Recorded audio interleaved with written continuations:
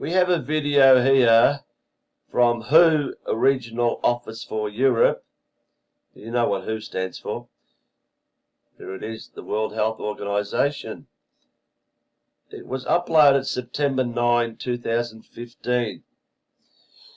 Nearly 5 years ago. Before I play it, just want to point out something. Amazing how the comments are turned off. I wonder why. You'd think they'd be transparent. You'd think they'd want input from people. Maybe this explains it. 43 up and 606 down. No, that's now 607. Remember the good old truth bombs?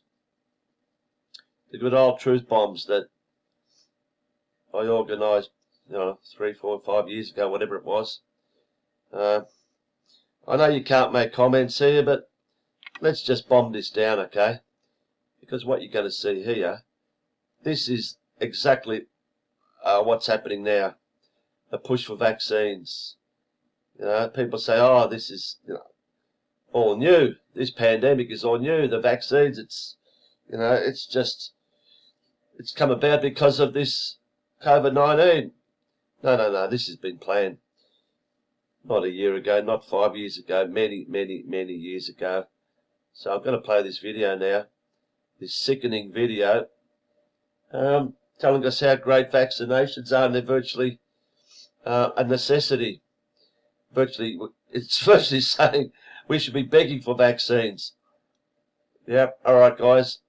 Let's see if we can get this to 1,000 in 24 hours. Go for it.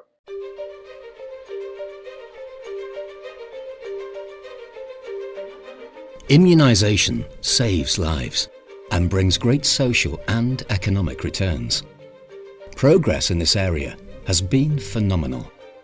Now is the time to safeguard and build on these achievements, because events in our region in the past few years have been a wake-up call. Large outbreaks have affected thousands. There has been suffering, even children dying, and from diseases that can easily be prevented by vaccination. In 2014, all member states of the WHO European region agreed on a new course.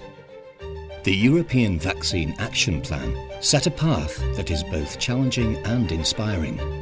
With the plan, member states agreed on 5 objectives. Objective 1. All countries commit to immunisation as a priority. To reach our common goals, the engagement and ownership of political decision makers is crucial.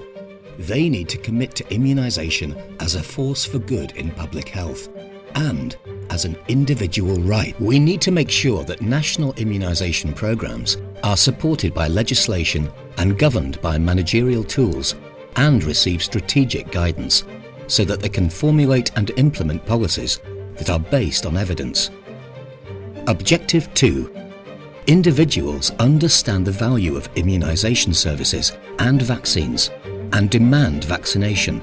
This is about every individual, family, community, about making sure that people understand and trust vaccination and the authorities that deliver it. We want individuals to demand immunisation as their right and as their responsibility. We need to understand the complex and context-specific attitudes to vaccination and refine our messages and communication so that no one is excluded. Objective 3. The benefits of vaccination are equitably extended to all people through tailored, innovative strategies. Every individual should be protected, irrespective of age, gender, socioeconomic status, geographical location, ethnicity, nationality, or religious affiliation. We need to make sure that immunisation policies are non-discriminatory and that immunisation services are user-friendly. With electronic immunisation registries, we will know who has not been vaccinated, where they are, and which communities they are a part of. This will be a giant step forward. But we need to take it further to understand why they are not vaccinated and to tailor our immunisation programmes and services accordingly.